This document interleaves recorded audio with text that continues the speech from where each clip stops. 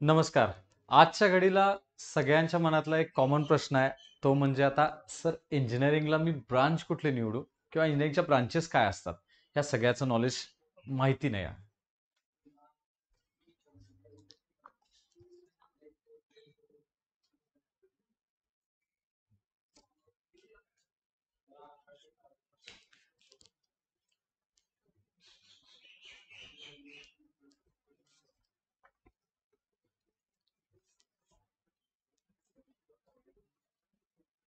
नमस्कार. आजच्या घडीला आम्हाला पडलेला एक प्रश्न आहे, तो म्हणजे इंजिनिअरिंगच्या ब्रांचेस. इंजिनिअरिंगच्या ब्रांचेस नेमक्या असतात किती? आणि आत्ता मी कुठली ब्रांच निवडायची आहे? किंवा मला जे काय मार्क्स पडणार आहेत, त्याच्यावरती मला कुठलं कॉलेज मिळेल, कुठली ब्रांच मिळेल, हा सगळ्यांचा आत्ताचा सध्याचा कॉमन प्रश्न आहे. इंजिनिअरिंगच्या ब्रांचेसच्या बाबतीत बोलायचं म्हणलं तर 50 प्लस ब्रांचेस आहेत. अहो ढिगभर ब्रांचेस करून ठेवलेत. पण त्यातल्या एक मेनली आम्ही बोलायचं म्हणलं तर मेनली 5 ब्रांचेस आमच्या समोर येतात. ती म्हणजे मेकॅनिकल इंजिनिअरिंग आहे, कॉम्प्युटर इंजिनिअरिंग आहे, इलेक्ट्रिकल इंजिनिअरिंग, सिव्हिल इंजिनिअरिंग आणि इलेक्ट्रॉनिक्स इंजिनिअरिंग, जे आम्ही ऐकतोय, जे इंजिनियर्स लोक आम्ही बाहेर बघतोय. हे सोडून आणि काही ब्रांचेस आहेत, जसं की तुम्हाला दिसते chemical engineering, textile engineering, energy engineering, environmental engineering आणि बायोमेडिकल इंजिनिअरिंग. प्रत्येक ब्रांच काय आहे, प्रत्येक ब्रांचमध्ये काय आहे, प्रत्येकाचा कट ऑफ किती असतोय कॉलेज वाईज, नेमकं आम्ही ब्रांच निवडायची का कॉलेज निवडायचं, प्रेफरन्स कशाला द्यायचा, ब्रांचला द्यायचा का कॉलेजला द्यायचा, हे सगळे जे काय प्रश्न आहेत याचं सगळ्याचं सॉर्टिंग होईल. ह्या सगळ्या गोष्टी सांगेन. ऍक्च्युअलमध्ये मेकॅनिकल, कॉम्प्युटर, इलेक्ट्रिकल किंवा हे जे काय आहेत ब्रांचेस आपण मेन्शन केलेत, या प्रत्येक ब्रांच वाईज मी सेपरेट व्हिडिओ बनवतोय आणि ते सेपरेट व्हिडिओ पण तुम्हाला दिले जातील याच्यानंतर. आत्ताचा हा सध्याचा कॉमन व्हिडिओ बनवतोय. यातनं नेमकं काय सांगायचं आहे बघा. आता सीईटीचं जे काय मेरिट असेल ते असेल, जो काय रिझल्ट लागेल ते लागेल. पहिला एक गोष्ट, एक काम सगळ्यांनी करायचं आहे, ते म्हणजे आपले जे काही डॉक्युमेंट्स आहेत ते कुठल्या तरी इंजिनिअरिंग कॉलेजमध्ये जाऊन देऊ नका. अजिबात प्रोव्हिजनल ऍडमिशन वगैरे असला काय प्रकार करू नका. मी सरळ सरळ तुम्हाला सांगतोय. कारण काय, सगळी ऍडमिशन आमची जी काय आहे ती ऑनलाईन आहे हो. आमचा जो काय मेरिट पडणार आहे त्याच्यावरती आमचं कॉलेज ठरणार आहे, त्याच्यावरती ते आम्हाला कॉलेज मिळणार आहे. सो कॉलेजनं प्रोव्हिजनल ऍडमिशन करून घेतलं याचा काय मला एक्स्ट्रा कुठं काय फायदा होणार नाही आहे. सो ते देऊन कारण नसताना डॉक्युमेंट्स अडकून ठेवून आपण ऍडमिशन फायनल केल्यासारखं असं करू नका. सगळे ऍडमिशन्स हे ऑनलाईन होणार आहेत. ओके, ही सगळ्यात पहिली गोष्ट. कारण बऱ्याच वर्षाचा आमचा एक्सपिरियन्स आहे, आम्ही अनुभवतोय. मुलं म्हणतात, अहो सर मला चांगले मार्क्स पडले, पण मार्क्स पडायच्या आधीच मी ह्या कॉलेजला जाऊन डॉक्युमेंट्स दिले होते, ते आता मला डॉक्युमेंट्स परत देईना झालेत. आता त्याच्यामध्ये कसं आहे, हा पर्सनल लेवलचा विषय आहे, त्याच्यामध्ये काय इंटरफेअर करता येत नाही. म्हणजे नुकसान झाले, मुलांचं नुकसान झाले, ते नुकसान तुमचं व्हायला नको म्हणून मी म्हणतोय, डॉक्युमेंट्स देऊन कुठं अडकू नका. रिझल्ट लागल्यानंतर जो काय विषय आहे तो आपल्याला बघता येईल. आता रिझल्ट लागल्यानंतर त्याच्यामध्ये 3 राउंड्स असतात. पहिला राउंड, दुसरा राउंड, तिसरा राउंड, परत इन्स्टिट्यूशनल राउंड. म्हणजे ह्या ज्या काय आहेत राउंड्स वगैरे, याच्यामध्ये कुठलं कॉलेज मिळेल, मला कुठली ब्रांच मिळेल, याच्यासाठी जरासं मला प्रिव्हियस डेटा बघायला लागतोय. प्रिव्हियस मेरिट्स वगैरे मला माहिती लागतात. प्रिव्हियस इयरचा मला कट ऑफ माहिती लागतोय. मग मी गेस करू शकतोय की मला कुठलं कॉलेज मिळेल. ओके. जेवढं तुमचा अनालिसिस चांगला आहे तेवढं तुमचा गेस परफेक्ट असतोय.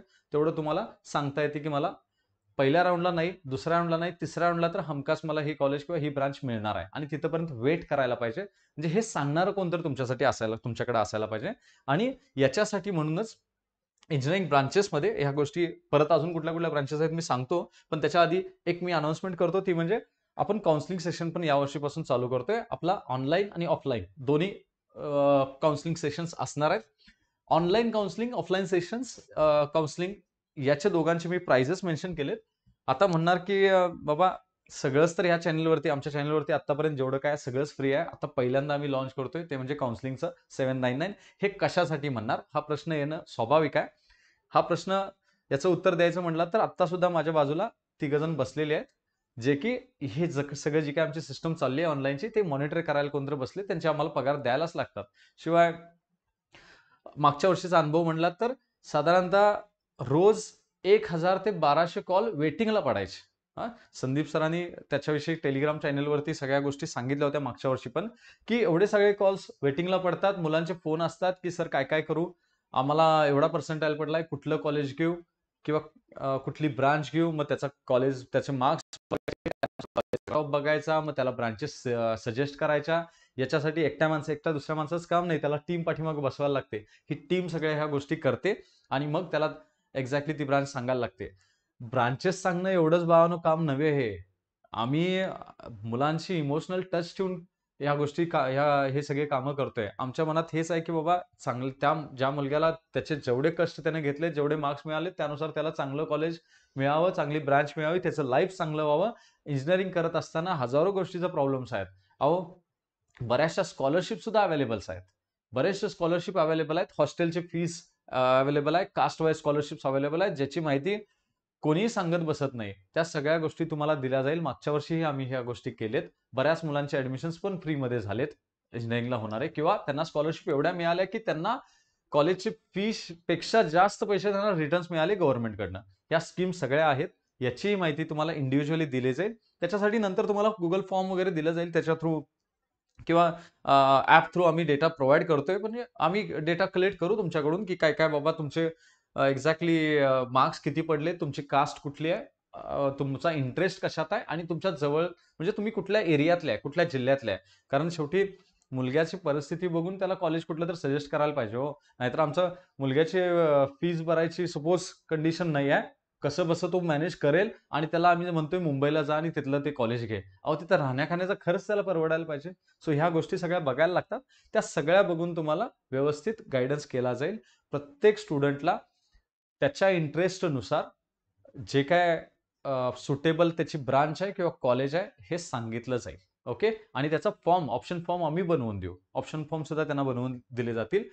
नेमकं सर आम्ही कॉन्टॅक्ट कसं करायचं, मग तुम्हाला त्याचा सेपरेट व्हिडिओ येईल. संदीप सर, आम्ही दोघेही तुम्हाला त्या व्हिडिओ थ्रू तुम्हाला डिटेल्स देऊ की कसं आमच्यापर्यंत तुम्ही पोहोचणार आहे. नेमकं काउन्सिलिंग आम्ही जे करणार आहे, तर आमचं क्वालिफिकेशन काय आहे ह्या गोष्टी माहिती असू देत तुम्हाला. बरेच जण जे जुने आहेत चॅनलवरती सगळ्यांना माहिती आहेत. जे नवीन आहेत त्यांच्यासाठी संदीप सर यांचं क्वालिफिकेशन बोलायचं म्हटलं तर एमटेक बीटेक सरांचं कंप्लीट आहे. सर गेट क्वालिफाईड आहे 10 टाइम्स. एकदा गेट क्वालिफाय करायला काय त्रास होते, जरा कोणतरी गेट क्वालिफाईड जे असतील किंवा इंजिनिअरिंग ज्यांनी केले त्यांना विचारून घ्या. सर सलग 10 टाइम्स गेट क्वालिफाईड आहेत आणि सिलेक्शन ऑलरेडी झालेले आहेत NITs मध्ये, व्हीजेटीआयज मध्ये. व्हीजेटीआय जे आपलं मुंबईला कॉलेज आहे, वीर जिजामाता टेक्निकल इन्स्टिट्यूट, आणि शिवाय वालचंद सांगली इथं. माझ्या बाबतीत बोलायचं म्हणलं तर माझं क्वालिफिकेशन, माझं बीटेक एमटेक कम्प्लीट आहे. हे सांगायचा मुद्दा एवढाच बाळानो की आम्ही काउन्सिलिंग करणार आहे, तर आम्ही ऑलरेडी ह्या प्रोसेस थ्रू गेलोय रे. आम्ही ऑलरेडी इंजिनिअरिंग कॉलेजेसचे फॉर्म भरलेत. आम्ही तर भरपूर सारे राऊंड्स बघितलेत. आमच्या वेळेस तर राऊंडची प्रोसेस वेगवेगळीच होती. आता सेंट्रलाइज झाली आहे. आमच्या वेळेस वेगवेगळं होतं. परत NITs IITs प्रत्येकाचे वेगवेगळे ऍप्लिकेशन करायला लागायचे. NIT कॉलेजेस काही एकत्र होते ज्यांचं ऍप्लिकेशन सेपरेटली करायला लागायचं. IIT कॉलेजेसला इंडिव्हिज्युअली करायला लागायचं. प्रायव्हेट युनिव्हर्सिटीज त्यांना सेपरेटली करायला लागायचं. ओके. म्हणजे ह्या प्रोसेस तो आम्ही गेलोय.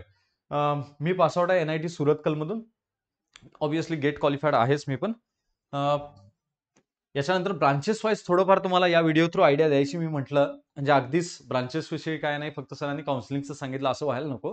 ब्रांचेस विषयी थोडं बोलायचं म्हटलं तर काय विषय माहिती काय, मेकॅनिकल इंजिनिअरिंग ही आमची कोर ब्रांच आहे, ही आमची मदर ब्रांच आहे. मेकॅनिकल इंजिनिअरिंगच्या नावाखाली आता बऱ्याचशा त्याच्या सब ब्रांचेस आहेत, डिराइव्ड ब्रांचेस आहेत. जसं की दिसते तुम्हाला प्रोडक्शन इंजिनिअरिंग ऐकला असाल, ऑटोमोबाईल इंजिनिअरिंग ऐकला असाल, एरोस्पेस इंजिनिअरिंग काहीतरी ठराविक कॉलेजेसमध्ये तुम्हाला बघायला मिळेल, पण काहीतरी आहे हा कोर्स आहे.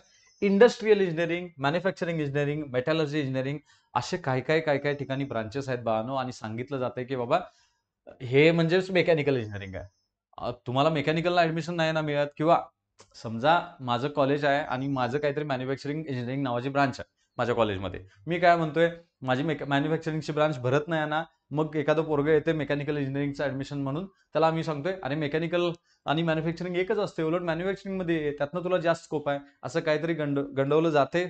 डायरेक्टली आपण म्हणूयात गंडवलंच जाते. आणि कारण नसताना इकडे ऍडमिशन सोडले जातात.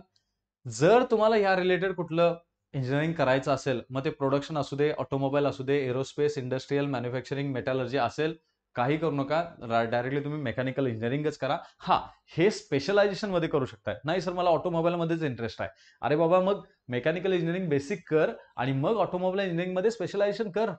अरे ऑटोमोबाईल आणि मेकॅट्रॉनिक्स काहीतरी कंबाईंड ब्रांचेस आहेत, नंतर पुढच्या आहेत त्या पोस्ट ग्रॅज्युएशनसाठी, त्याच्यामध्ये तू कर. पण कारण नसताना डायरेक्टली मी ऑटोमोबाईल मध्ये गेलो सपोज, तर होणार काय, होणार आहे की माझा पुढचा जो काय स्कोप आहे इंजिनिअरिंग नंतरचा, हा मी खूप लिमिटेड करून टाकला. मी ऑटोमोबाईल मध्येच जाणार, मला दुसरीकडे कुठे जायला स्कोपच नाही आहे. कळते का तुम्हाला विषय? त्यामुळं ह्या रिलेटेड हे असेल तर डायरेक्टली मी म्हणतो मेकॅनिकलला जावा. आता एरोनॉटिक्स आहे, रोबोटिक्स आहे, मेकॅट्रॉनिक्स आहे, ऑटोमेशन आहे, अशी काही ब्रांचेस गेल्या काही दिवसात निघाले. जसं कॉम्प्युटर सायन्सच्या अलाइड ब्रांचेस निघलेत ना, तसं मेकॅनिकलच्या अलाइड ब्रांचेस निघालेत. आता माझं स्पेशलायझेशन मेकॅट्रॉनिक्स आहे, पण माझं स्पेशलायझेशन मेकॅट्रॉनिक्स आहे. माझं कोर ब्रांच बोलायला गेला तर कोर ब्रांच मेकॅनिकलच आहे, पण मेकॅट्रॉनिक्स स्पेशलायझेशन आहे. सो मेकॅट्रॉनिक्स हे 4 वर्ष शिकायला म्हणून नव्हे. हा, मेकॅनिकल इंजिनिअरिंग आणि मेकॅट्रॉनिक्स असं कुठं असेल असं नाही आहे, बट आत्ता कुठं बघायला मिळालं, मी म्हणेन तुम्ही तिकडे जावा, मेकॅनिकल आणि मेकॅट्रॉनिक्स कडे आहे. पण प्युअरली मेकॅट्रॉनिक्स आत्ता ग्रॅज्युएशन मध्ये करण्यात पॉईंट नाही. प्युअरली रोबोटिक्स नाव दिसायला मोठं दिसते, पण बाळानो पुढे जाऊन जरा रिस्क आहे. 4 वर्ष आपण त्यात घालवले तर जरासं रिस्क आहे. त्यापेक्षा मेकॅनिकल कोर ब्रांच आहे ती करणं, आणि स्पेशलायझेशनला तुम्ही मग रोबोटिक्स करा, मेकॅट्रॉनिक्स करा, ऑटोमेशन करा, किंवा त्याचे बाकीचे सब कोर्सेस असतात, तुम्ही साईड बाय साईड ग्रॅज्युएशन मध्ये ते करा. त्या सगळ्या गोष्टी डिटेल ज्यावेळेस मी मेकॅनिकल इंजिनिअरिंगचा सेपरेट व्हिडिओ बनवेन त्यात सगळ्या गोष्टी मी डिटेल सांगतो.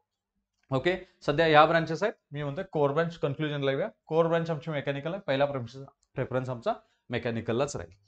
Likewise computer science and engineering आहे. ओके, आमचा चॉईस कॉम्प्युटर सायन्स अँड इंजिनिअरिंगलाच आहे. आणि मग आता काय काय नवीन गेल्या 4 वर्षातला हा विषय आर्टिफिशियल इंटेलिजन्स, कोणाला माहित पण नव्हतं. अहो, आत्ता निघलंय हे आर्टिफिशियल इंटेलिजन्स. मशीन लर्निंग फक्त एक सब्जेक्ट म्हणून शिकवलं जायचं मेकॅनिकल इंजिनिअरिंग मध्ये किंवा इलेक्ट्रिकल इंजिनिअरिंग मध्ये. पण आता नवीन ब्रांच काढले का? अहो, आता सध्याचं डिमांड मशीन लर्निंग, है ना, डेटा सायन्स नवीन काहीतरी आहे, IT इन्फॉर्मेशन टेक्नॉलॉजी.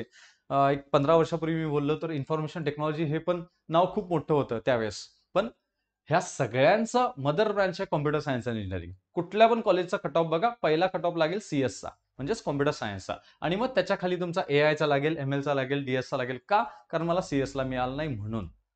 ओके, मग सर आम्ही एआयला एका कॉलेजचं आम्हाला CS मिळते आणि एका कॉलेजचं आम्हाला AI मिळते, आम्ही काय करू, एक्झॅक्टली काय करू? याच्यासाठीच मी म्हणलं आम्ही काउन्सिलिंगकडे जातोय. याच्या काउन्सिलिंग थ्रू तुम्हाला कुठलं कॉलेज, कुठल्या कॉलेजचा AI चांगला आहे आणि कुठल्या कॉलेजचा CS चांगला आहे, माझा स्कोर आहे, मला कुठलं घ्यायला पाहिजे, कुठलं मिळेल, हे सगळं तुम्हाला सांगितलं जाईल. ओके, पुढचा इलेक्ट्रिकल इंजिनिअरिंग मध्ये पण आहे इन्स्ट्रुमेंटेशन इंजिनिअरिंग आणि instrumentation and control engineering. Control engineering म्हणून परत एक सेपरेट ब्रांच आहे. याही ब्रांचेस सब ब्रांचेस आहेत. सिव्हिल इंजिनिअरिंग मध्ये civil and environment engineering, structural engineering, mining engineering, marine engineering अशा आहेत. काही घेत बसायचं नाही. पहिला जर कोणाला सिव्हिल इंजिनिअरिंग करायचं असेल, पहिला सिव्हिल इंजिनिअरिंग हाच प्रेफरन्स असेल. बाकीच्या ब्रांचेस कडे बघायचं नाही सध्या, मी क्लिअर कट बोलतोय तुम्हाला. आणि स्कोअरवरती ह्या गोष्टी डिपेंडंट राहतील.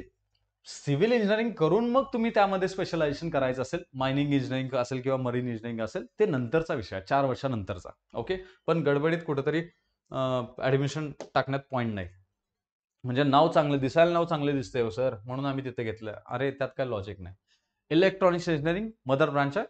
इलेक्ट्रॉनिक्स अँड टेलिकम्युनिकेशन, ओके, ही पण चांगली ब्रांच आहे. बऱ्याचशा कॉलेजमध्ये आता इलेक्ट्रॉनिक्स ज्यांच्या कॉलेजेसमध्ये होतं त्यांनी ऑलमोस्ट सगळ्यांनी म्हणतो मी, इलेक्ट्रॉनिक्स अँड टेलिकम्युनिकेशन असंच करून घेतले. गेल्या 10 वर्षापूर्वीची गोष्ट आहे. बट ओके, इलेक्ट्रॉनिक्स मध्येच जायचं आहे. Electronics telecommunication is okay. पण त्याच्यात अजून काय आहेत, electrical and electronics, computer and electronics अशाही त्यांच्या सब ब्रांचेस आहेत. ओके, या व्हिडिओ थ्रू मला एवढंच तुम्हाला ह्या सगळ्या ब्रांचेसचं आयडिया द्यायची होती की कुठल्या कुठल्या ब्रांचेस आहेत. या प्रत्येक ब्रांचचा सेपरेट व्हिडिओ, मग आमचा किती साधारणतः कट ऑफ लागेल गव्हर्नमेंट कॉलेजेससाठी, किती आमचा कट ऑफ लागेल चांगल्या प्रायव्हेट कॉलेजेससाठी, आणि कितीचं अल्टिमेटली पॅकेजचा विषय होतोय की बाबा ह्या ब्रांच थ्रू आम्ही गेलो तर आम्हाला साधारणतः ॲव्हरेज पॅकेज किती मिळू शकते. ही सगळी जी काय आयडिया ती सेपरेट व्हिडिओज थ्रू तुम्हाला दिली जाईल. ओके, अल्टिमेटली कन्क्लूड मला हेच करायचं की सगळ्या ब्रांचेसची आयडिया देणं, आणि रिझल्ट लागल्यानंतर गडबडीत कुठंतरी ऍडमिशन वगैरे करू नका. फायनली काउन्सिलिंग हा एक विषय तुमच्यासाठी राहणार आहे, आणि हे सेपरेटली केलं जाईल. ऑफलाईन विषयी माझ्याकडनं एक सांगायचं राहिलं, ऑफलाईन काउन्सिलिंग हे कोल्हापूरमध्ये केलं जाईल. ऑफलाईन काउन्सिलिंगची फीज एवढ्यासाठी जास्त आहे कारण तो ऑब्विसली हॉल वगैरे तिथं बुक करायला लागतील आम्हाला, आणि एक्स्ट्रा स्टाफ वगैरे घ्यायला लागेल, याच्यासाठीच आहे, बाकी काय नाही. पण पर्सनली ऑनलाईन ऑफलाईन सगळ्यांना सेपरेट ऑप्शन फॉर्म भरून दिले जातील. सगळ्यांना त्यांना जी सुटेबल ब्रांच आहे, कॉलेज आहे, एरिया आहे त्यानुसार सजेस्ट केलं जाईल. Okay, thank you very much.